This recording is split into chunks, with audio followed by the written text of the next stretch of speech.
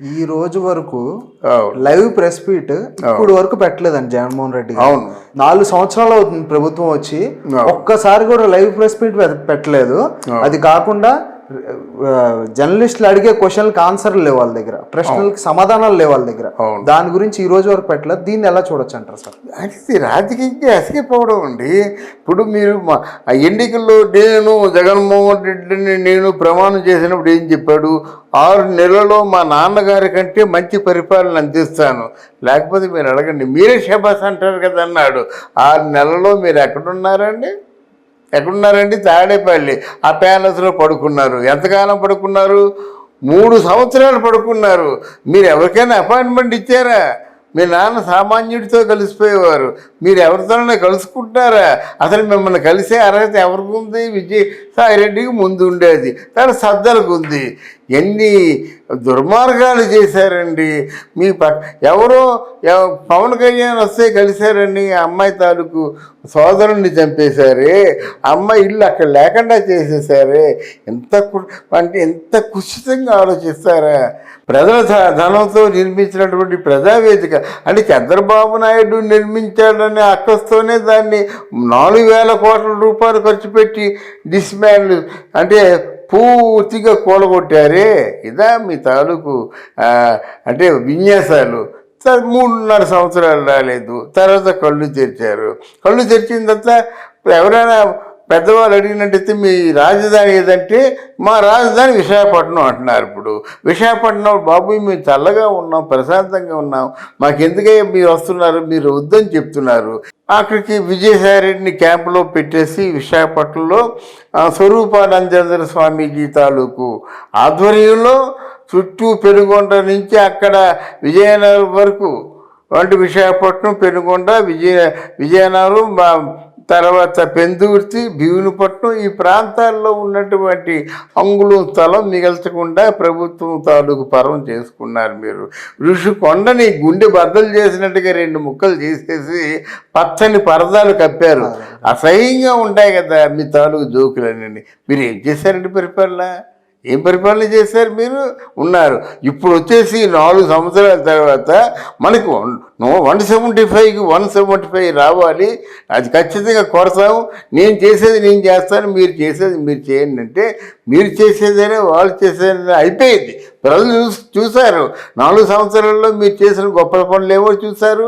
4 సంవత్సరాల్లో మీరు ఎంతగా ప్రజల్ని ప్రేమించారో, ఎంతగా సాయపడ్డారో చూశారు. మీరు 1000 రూపాయలు ఇచ్చి 10,000 రూపాయలు తీసుకుంటున్నారు. ఆటో ఓడి 10,000 ఇచ్చారు, ఈ చేతితో 10,000 ఇచ్చి ఆ చేతితో 15,000 తీసుకుంటున్నారు.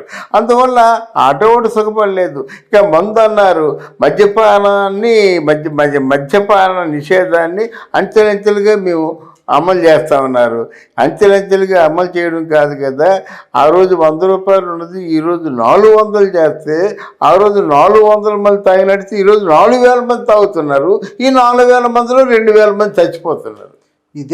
ఇదే మద్యం మీద జంగారెడ్డి గూడెంలో ఒక 30 మంది వరకు చనిపోయారండి. అవును, దాని గురించి ఎక్కడ బయటికి రాలేదు. కేవలం ఈ మద్యం వల్లే చనిపోయారు. కానీ ఇప్పుడు వరకు న్యూస్ లో రాలేదు. రానివ్వరండి. ప్రభుత్వానికి వ్యతిరేకంగా ఎవరు న్యూస్ రాసినా వాడు బతకడు. ప్రశ్నించే గొంతుంటే గొంతు కోసేస్తున్నారండి. ఎవరు ప్రశ్నించకూడదు. జర్నలిస్ట్ ప్రశ్నించాడని తల బద్దలైపోయింది. ప్రజాస్వామ్యం లేదంటారా?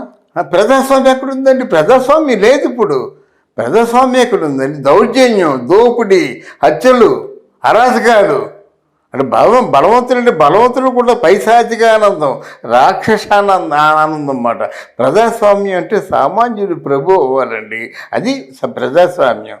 ప్రజాస్వామ్యంలో సామాన్యంగా ఉన్నటువంటి ఒక సామాన్య పౌరుణ్ణి మీరు రాజుగా చేసినట్టయితే, ఒక దళితుడిని రాజుగా చేసినట్టయితే, ఒక దళితుడిని ఒక అధిష్టాన వర్గంలో ప్రభువుగా చేసినట్టయితే, అదే కదా అంబేద్కర్ కోరుకున్నటువంటి సొసైటీ.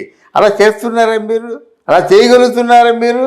అసలు కులం మతం ఇంతవరకు ఏమిటండి? కులం మతాలు ఎప్పుడూ పోయండి. ఇప్పుడు నువ్వు చేతిలో బైబిల్ పట్టుకుంటావు, క్రిస్టియన్స్ అందరూ మావాలంటారు, ఓ పక్క రెడ్డిళ్ళు అందరూ మావాలంటారు, ఓ పక్క మీ మిగతా వాళ్ళందరూ కూడా మావాళ్ళే అంటారు. మరి మీ వాళ్ళు కాని వాళ్ళు ఎవరున్నారు? మిగతా వాళ్ళు కమ్మాసు. అంటే ఆంధ్రదేశంలో ఉన్నవాళ్ళు ఒక రెడ్డీసు కమ్మాసేనా? మిగతా వాళ్ళు లేరా? మిగతా వాళ్ళకి రిజర్వేషన్లు అవసరం లేదా? మిగతా వాళ్ళకి న్యాయం అవసరం లేదా? ఏమిటి మీరు ఆలోచిస్తున్న మాట? అది మీరు చెప్పినట్టుగా ఏ రోజున సరే ప్రజలను ఉద్దేశించి ప్రెస్ మీట్ పెట్టాడా? అరే ఏదైనా మీటింగ్ పెట్టేది దారి పొడుగుతా షాపులు మూసేస్తున్నారండి.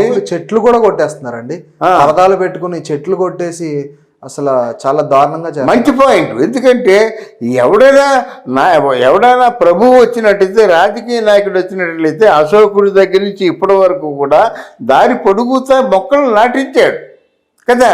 ఎవరైనా పీకేస్తున్నారు కదండి, ఆ మొక్కలు కాదు, ఎదిగిన మొక్కల్ని పీకేస్తున్నారు, ప్రాణాలు తీసేస్తున్నారు అనమాట. ఈ దౌర్జన్యానికి దోపిడీకి ప్రశ్నించే గొంతు రావాలి. అదే పవన్ కళ్యాణ్ అంటాను.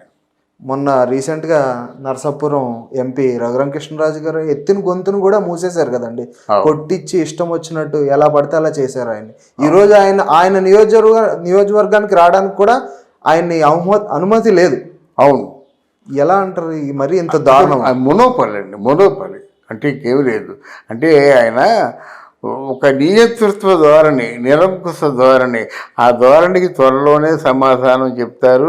ఆ సమాధానం చెప్పే వ్యక్తే పవన్ కళ్యాణ్ అని నేను నిర్భయంగా చెప్పగలుగుతాను. Thank you sir. Thank you అండి, చాలా మంచి విషయాలు చెప్పారు. Thank you sir. Very good. అది చాలా వాస్తవం అండి. అంటే కేవలం దానివల్ల మీకు గమనించున్నట్టయితే పవన్ కళ్యాణ్కి అది ప్లస్ పాయింట్ అవుతుంది. మీరు పక్క కౌలు రైతులకేమో ₹1,00,000, అంటే కౌలు రైతులు ఆత్మహత్య చేసుకునే వాళ్ళకేమో ₹1,00,000. ఇంటి ప్రాక్టికల్ వాళ్ళ ఇంటికి వెళ్ళి వాళ్ళ అడ్రస్ తీసుకొని వాళ్ళ కుటుంబాలకి ₹1,00,000 చెక్ అందజేస్తుంటే మీరు నోరుంది కదని డ్రైనేజీ లాగా ఏది పడుతుంది మురికి గుంటలో ఉన్న పందిలాగా పొర్లుతూ నువ్వు క్యాన్రిస్తూ మాట్లాడుతున్నట్టయితే జనం అసహించుకుంటున్నారు. అది మీరు గమనించారా? పవన్ కళ్యాణ్ చేసినటువంటి మంచి పనులు ఒకటి కనిపించడం లేదా? మీరు పుట్టుగుడ్డి వాళ్ళ ఏమిటి? ఎందుకు?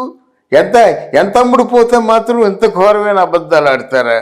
ఎంత ప్యాకేజీ కోసం ఆశపడితే మాత్రం ఇంత ఘోరంగా మాట్లాడతారా? మంచి అనాలి కదా. అసలు మంచి లేకుండా మంచి మీకు కనిపించకుండా ఉందంటే మీరు ఎంత దుర్మార్గులో, మీరు ఎంత ద్రోహులో, మీకు ఎంత ఒక నెగిటివ్ ఆలోచనలు ఉన్నాయో ప్రపంచానికి అర్థమవుతుంది. కనుక పవన్ కళ్యాణ్ని వీళ్ళు నలుగురు కలిసి ఏదో ట్రోల్ చేసేంత మాత్రం పవన్ కళ్యాణ్ తాలూకు జీవితంలో పెద్ద మార్పులు ఏమి రావండి. అవి పనిచేయవు. ఆయన తాలూ నిజాయితీ అని పనిచేస్తుంది. యాక్చువల్గా సినిమాకి 100 కోట్లు తీసుకున్నవాడు ఆ సినిమాలు మానేసి రాత్రింబావులు ప్రజలు అనుకొని తిరుగుతున్నాడంటే భగవంతుడు ఉన్నాడండి. కట్టే ఫలి ఎవరికైనా సరే మీరు ఎంత కష్టపడితే అంత ఫలితం దక్కుతుంది. డెఫినెట్గా పవన్ కళ్యాణ్కి కూడా ఫలితం దక్కుతుంది.